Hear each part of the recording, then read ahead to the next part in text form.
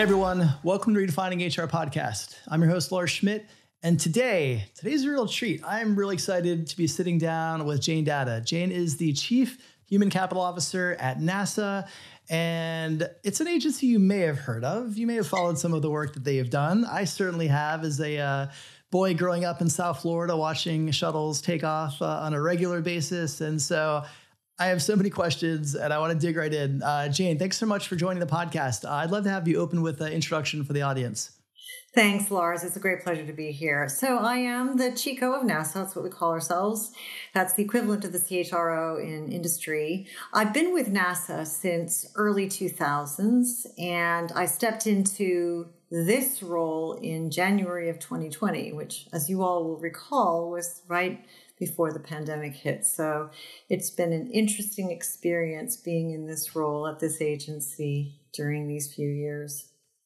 You know, I have so much empathy for people who moved into those roles at that time in the world and kind of what you've experienced. So that might open up a whole nother series of questions that, we may have to cover. But let's go back to the beginning, because I know that you were, if I recall correctly, you were consulting within the agency before you kind of moved in-house, but you've been working in HR the majority of your career. Let's go back to the beginning. Like, what originally drew you to the field? Well, when I was in business school, I approached it knowing that I was open for a career change, and I had lots of different options, different, roads I could have gone down post-business school. And I landed pretty quickly on HR. And I think the reason I did was that it was like this nice combination of being analytical and creative and very people-focused. And all my experience to that point had been in very people-focused roles and organizations. And so I knew that's what I needed. And so that's what I pursued. And it's interesting. I mean, you've seen so much evolution in the field over that time. It's interesting. I think I've been, working in the space for about 25 years now, and even just seeing the evolution over that period of time, but in particular, the last couple of years, so much has changed and so much has shifted. And again, you're kind of overseeing the human capital strategy for a massive agency, again, moving into that role, as you mentioned, right in the early days of the pandemic. Before getting into the nature of kind of your work and projects at NASA, let's level set a bit, because I imagine, NASA is probably one of the most recognizable companies, brand, I would say, from a marketing perspective, but on the planet, right? Yes. There are very few people who don't have any idea of what NASA is, but I imagine many people outside of some of your missions don't necessarily know what NASA is like, behind the scenes. So could you kind of walk us through approximate, number of employees, locations, and then within your kind of human capital team specifically, how are you structured to support that group? Absolutely. So NASA consists of what I would call mission areas. There are 4 technical mission areas.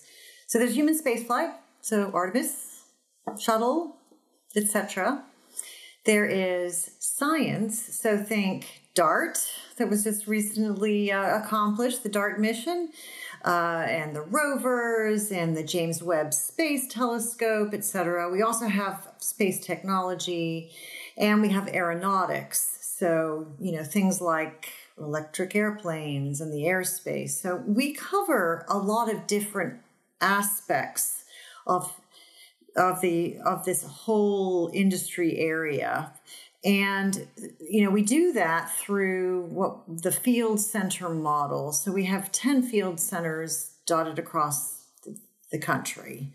You've heard of many of them, I'm sure. You have Johnson Space Center in Houston and Kennedy in Florida, just as examples, and there are others. And what we do is we have about 18,000 civil servants distributed across the field centers and the headquarters in the Washington, D.C. area. And we essentially matrix that mission work to the workforce that is organized in those field centers. So that's kind of the basics. It's also important to note, the civil service workforce is only one component and not the largest one of what we consider to be our overall workforce. We've got contractors, prime contractors, support service contractors, like most government agencies do. We also have partners in industry. We also have international partners. And so there are a lot of, you could go broad and say that our workforce is a whole bunch of things. And civil service, though, is kind of at the core of it. And for my work, it is largely about the civil service population as the sort of anchor for the NASA workforce.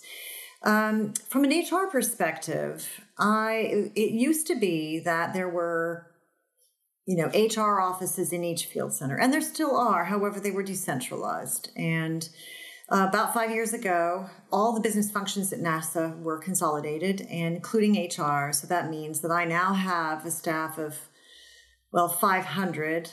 That's a mix of civil servants and contractors that are spread out to do the work of human capital at NASA. So it's allowed us to focus on efficiencies and, really improving and modernizing how we do our business. So. Yeah. And it's interesting to get a sense of like how the different, mission teams are structured and kind of what sits where, because you hear of a mission like DART, right? That was the most recent high profile mission, which is just mind boggling when you think of the complexity of hitting an asteroid, Yes. millions and millions of miles away in a multi-year effort. But I want to come back actually to that piece, sort of talked about planning for some of the projects that you have to design that are of that nature. But yeah, it's interesting to get a sense of like how you're structured to support that. And with your mission within HR of kind of people first, mission always. What does that mean? How does that kind of inform how you think about designing the people strategy? This is a motto that we developed for use in HR. And it actually used to be the reverse. It used to be mission first, people always. And then when I stepped up into the role, we sort of led the charge to say, no, we should go to the people first. And here's why. You sort of don't have mission without people. So, and a lot of times, that gets lost, especially when you see, pictures of all these wonderful things floating around in space and helicopters on Mars. And it's easy to forget that all came from the people who made it happen. Moreover, and maybe as importantly, I think, it's about the curiosity and creativity of humans that has enabled or driven us to the point where we want to actually go do these things, explore the origins of the universe, right? It's a very human desire. And so in human capital, with the employee-driven programs, knowing that the workforce is first, that we're really thinking of what workforce we need and how to make sure that they are engaged and have what they need to bring their full selves to work, it just made sense to have the motto that way around. I'll also say we did that knowing that at NASA, we really are pretty people-focused, top down and across. So what that means is we were adopting a motto that actually could resonate across the agency, inside but also outside of HR. So. Yeah. I'm curious, did you get any resistance, right, when you made that shift? Because everything you've described makes sense, but I'm also guessing if there was kind of a well-established kind of motto, did shifting the order of that ruffle any feathers? Actually didn't. In fact, I got the opposite. I got thank you. I like that. It works. And so I will say we have never looked back since we changed that order. So, one of the things that just kind of fascinates me about, a role like yours in an environment like NASA is, for most CPOs, CHROs, heads of human capital, whatever the title might be, you're working in an organizational strategic business plan. You usually have 2 to 3 year roadmap for the business. You're developing a people strategy that helps the business achieve those goals over those kind of usual periods of time. But you're working in a different environment. You're working and supporting missions that have a 3 to 5 to 10 or more year kind of lifespan, and especially in the backdrop under which you're operating today, where there's so much volatility, in the world and how we think about working. And I mean, obviously, when you designed the talent strategy for the DART mission, I'm guessing that was probably pre-pandemic.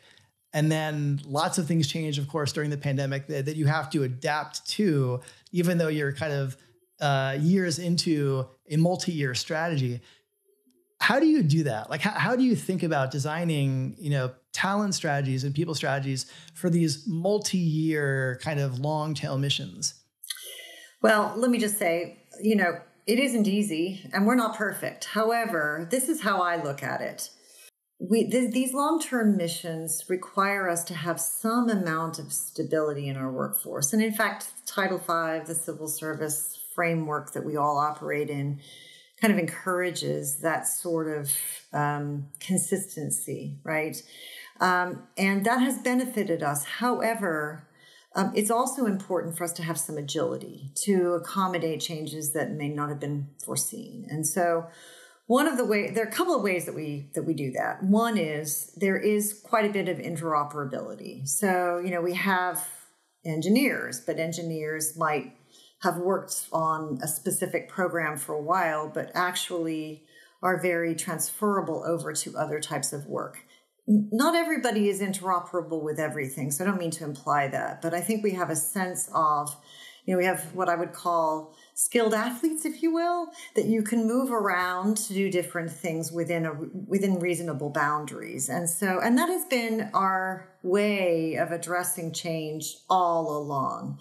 I think what we're looking at now, though, as we look outside of NASA and into the ecosystem where we play, is that there is perhaps, whilst we still have, these very decadal missions, right, both in many of our mission areas, including in human spaceflight, we also have a growing industry around us. It's maturing in certain ways, especially now that we are successful with, say, the Commercial Crew Program, and we have partners. And so more is happening around us. And so what we've determined is that we really need to focus on being agile and demand driven, right? And so one of the ways that we have addressed that is we've kind of adopted this idea that some of our workforce needs to be more project-based, and so that they don't come necessarily with the expectation of being at NASA for their entire careers, or perhaps better said, being in roles for long periods of time. So that gives us a little bit more flexibility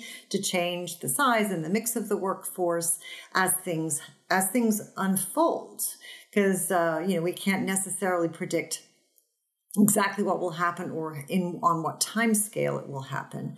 But we know change is upon us. And so we need a little bit more flexibility than we've had before. So I would say that is a key difference to how we've been thinking about how much flexibility we need in the civil service, particularly. Obviously, we also have contracts and support service contractors, and that's another way in which we can mold and shape, the specific technical needs that we have closer to when we know that we need them. So that's another feature of how it is that we address change and the reshaping of the workforce at any moment in time. So, yeah, no, I appreciate that overview, and I think it's interesting. I would imagine, and I'll ask because I want to know for sure, but I'd imagine for a lot of employees, like NASA is like the pinnacle of their career, right? If they can get into NASA, that's a job that they will hold on to for as long as they can. And there's great sides of that, and there's challenges to that as well. And I'm curious, like in your contemporaries, and we're in a bit of a different economy today than we were 6 or 8 months ago. But going back to that period of time when all we talked about was the Great Resignation, did you find yourself insulated from that? Like, what was your attrition like in that environment where your peers were really kind of pulling their hair out trying to hold on to talent and draw talent? So I would answer by saying that we were partially insulated from aspects of it. So let me Yeah. explain what I mean. We have typically had a low attrition rate of the agency, anywhere from 3 to 6%, often depending upon the state of the economy. Most of our attrition is retirements. So we can we can't fully predict it, but we can estimate reasonably what we would expect to see, partly who's retirement eligible, how many do we have, what percentage, how long do people tend to stay, et cetera. So you can do the math behind the scenes. But we did see, so we typically have a low attrition rate. I actually think there is something known as too low an attrition rate, but I did expect and did see some uptick in attrition, both in retirement and in resignations. But we're not talking about like a really high. It's more like we were at the 6 to 7% versus in the lower end of what we typically do. So what I would say in being insulated is that we have not yet seen losses that are outside of the boundaries of what we've experienced in the past. And so it's not a supranormal level. But where we weren't insulated, and here's what I think really matters about this, is that we weren't insulated from the impacts of all the debates around future of work and the balancing of your work life with your other responsibilities and the degree to which you feel connected to what you are doing and needing to have some flexibility in choices. So we were not insulated from that. And because of that, we took very seriously, how do we address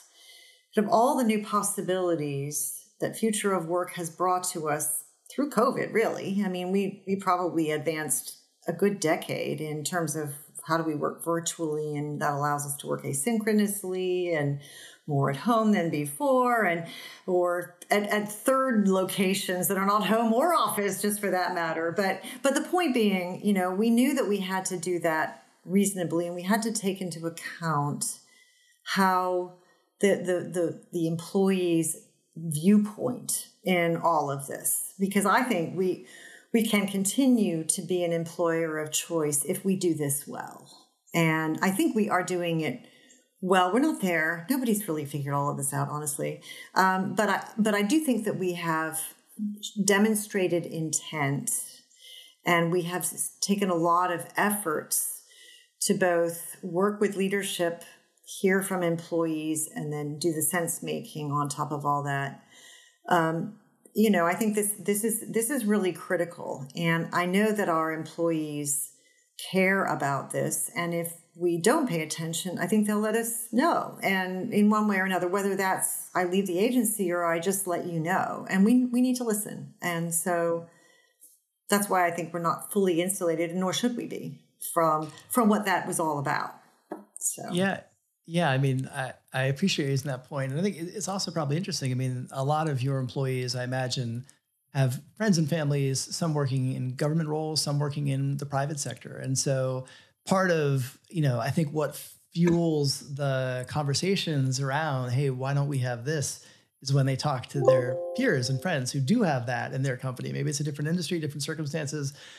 That rarely matters. I think it's just, but they get to do this, and I should get to do this. And it's interesting. I think that this kind of push and pull sounds adversarial, and I don't mean it to be, but this kind of negotiation, I would say, is a better way to frame it, with employees who, coming out of the pandemic, they do have different drivers, personally, professionally. They do have different things that they want from the workplace, and so finding that, hearing them, and then finding that middle ground with them, I think is an art that will continue to, navigate into next year. I completely agree with you. And as I say, I don't think anyone's really figured this out, but we know better answers versus worse answers that are responses to these employees standing up and saying, it's not all about a paycheck and following the rules. I also think that organizations stand to benefit a great deal from making this work.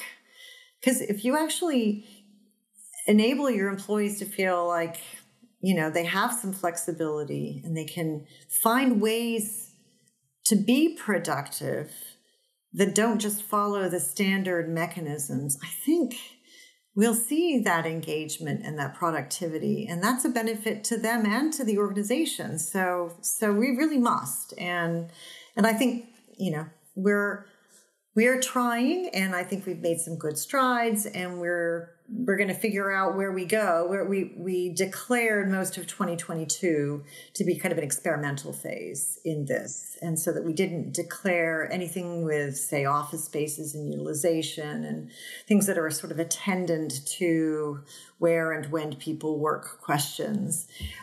So we're still putting quite a bit of resource and effort to trying to come out into 2023 with some really thoughtful approaches to all of this. Yeah, I mean, it's interesting. I think a lot of your contemporaries are also taking that approach of kind of iterating in shorter term intervals. So, you're not trying to make a definitive situation for a reality that we're not in yet. Right. And you have, because it's really hard. I think companies that have struggled are the ones that have said, hey, it's definitely this. And then, well, it's going to be this. I mean, even going back to last year with, return to workplace and then Delta, no. And then return to workplace and Omicron, no. Yeah, and it was just, this constant shifting. And that, I think, has just caused a lot of frustration for employees because, again, some of them moved. Yep. Many of them have different, life circumstances in terms of childcare and things like that. So it's, it's interesting. I think when you're doing, approaching it in those shorter cycles, I think, gives you just more flexibility without, setting an expectation with employees that you can't hold because maybe you are going to change something you've already committed to. Perfectly said. Yep. What was your, you work in such a unique environment and atmosphere because, again, the mission-driven element of expanding, mankind's horizons, I think will resonate with anybody who's remotely curious about the universe that we live in. But you're also working in very high stakes missions and environments. And I'm curious, what was your hardest day at NASA? Well, actually, my hardest day at NASA was probably when the pandemic was clearly a pandemic. And because what it did was it pressed on that very most important thing to us, which is employee safety and wellness. For lots of obvious reasons, we take employee safety incredibly seriously at NASA. And it's one of our core values, and we absolutely must put that at the top of the list. And so one of the things that we did with the help of the entire leadership team, up to and including the administrator, by the way, was to say, workforce is first. You go home, and even if it has an impact on mission, I don't care, safety is first. And so, but it took us a little while. I mean, I think everybody in the entire world was caught off guard by the pandemic. And so the reason it was such a tough day was there's this sense of, I don't have anything that's a reference model for this. I've not been through a pandemic. I don't know how to, to organize all of this. Luckily, everybody else was saying the same thing. And it was one of those moments where the leadership team kind of coalesced really super quickly. So I wanted to help figure it out, but I wasn't alone. I mean, that's the coda to that day where you're like, oh my gosh, this is real. And I don't know what's next.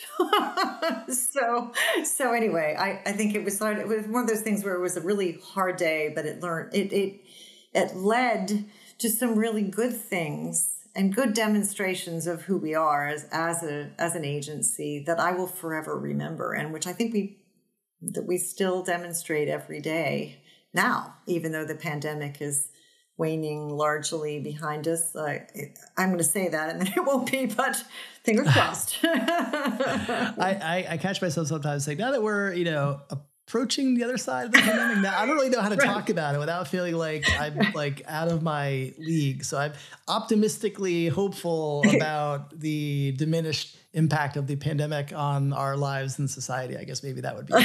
I see. I just came up with it on the fly. I guess that'll work. I want to get back to a mission question, and that is the upcoming Artemis mission. Well, upcoming, already begun, but more specifically Artemis 3.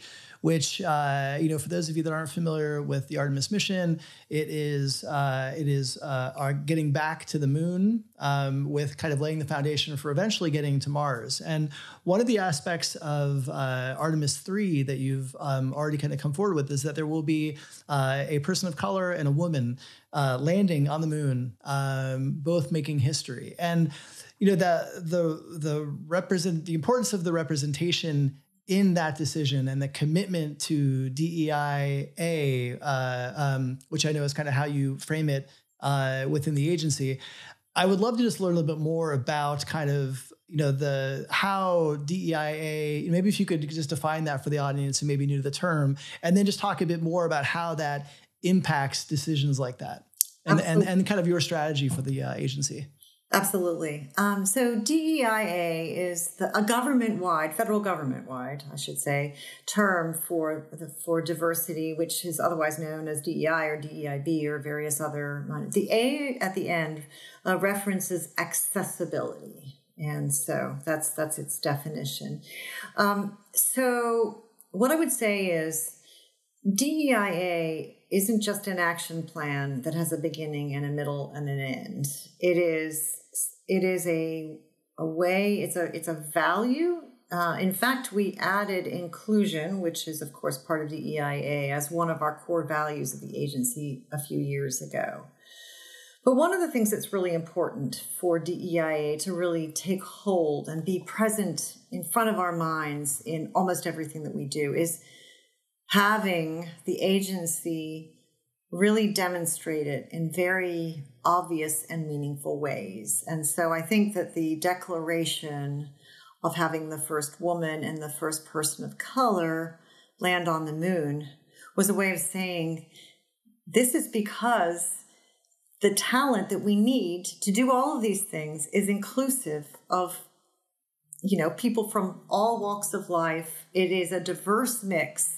And that this was a way of honoring it and respecting it, knowing that it would be a really wonderful thing that would have kind of a spillover effect into a lot of other efforts that we have going on, anything from equity in procurement to diversity in hiring to all these other things. So what I'd say is DEIA is never done and it's in everything, especially in human capital. It's in everything, but it's also in the lives of our managers and supervisors and interactions among workforce and in teams. I mean, it's one of those things where you have to really know what it is and always be aware, and that this sort of helps. It is a way to say how very important this is to the nation and to this administration who, have really invited all of us to do strategic plans for DEIA, to really think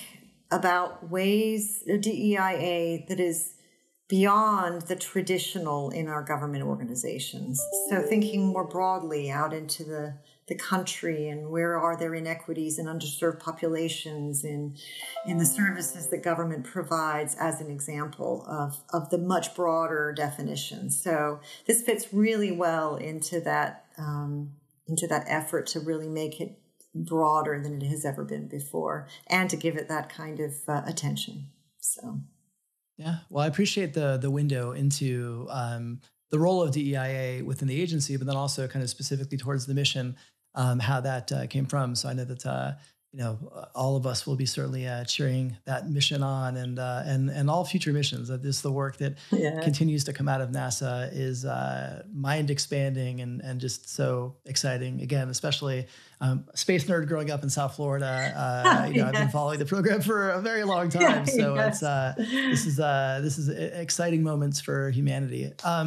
Last question I have for you before we move to the lightning round. I knew having you on the podcast, a lot of people from my network and listeners from the podcast would have a lot of questions for you, and they did. There are a lot of tremendous questions, Oh, that's but I great. did pick one that I wanted to cover with you, and this one comes from Alina Merrick, and she asked, in an organization where communication is one of the most critical components of success, how do you utilize it to foster a culture that sparks human connections? So I guess I would say the two things that I think of about communications is that they are intentional and they are personalized.